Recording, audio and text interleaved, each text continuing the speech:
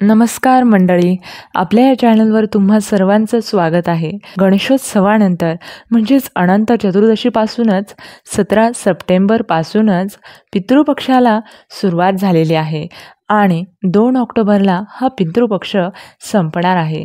तर हा पितृपंधरवाडा 15 दिवस साजरा केला जातो. तर या पितृपक्षाच्या काळात काही गोष्टी करण्यास मनाई आहे, तर काही गोष्टी करणे अत्यंत शुभ मानले जाते.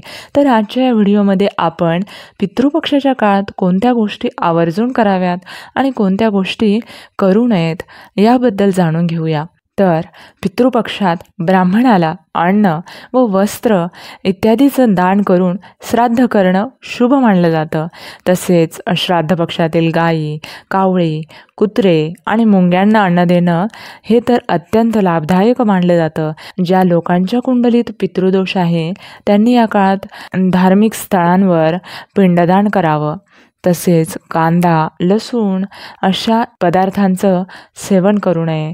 या काळात लग्न, साखरपुडा यांसारखी शुभ कार्यसुद्धा करू नयेत. पितृपक्षात नवीन कपडे आणि शूज खरेदी करू नये. सोने किंवा चांदी खरेदी करणं सुद्धा अशुभ मानलं जातं. तसेच या काळात नवीन घरात प्रवेश करणं सुद्धा अशुभ मानलं जातं. तसेच आता या पितृपक्षाच्या काळात कोणत्या गोष्टी आवर्जून कराव्यात, तर श्राद्ध करणाऱ्याने संपूर्ण पितृपक्षात पितरांना उद्देशून तर्पण अवश्य करा आणि यात जल, तीळ, पुष्पाचा वापर करा.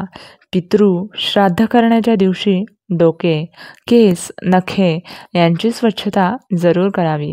ब्राह्मणांना बोलावून तर्पण, पिंडदान, भोजन, दक्षिणा द्यावी. तसेच दैनंदिन आपली पूजा अवश्य करावी. वर्षभर नियमितपणे मंदिरात जाऊन देवदर्शन जर घेत असाल तर त्याचेही पालन अवश्य करा. सात्विक भोजन करा.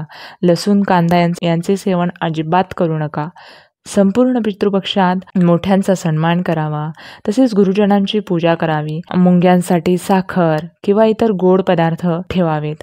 तसेच घराच्या छतावर किंवा स्वच्छ भांड्यात पाणी, अन्न व गोड वस्तू अवश्य ठेवा.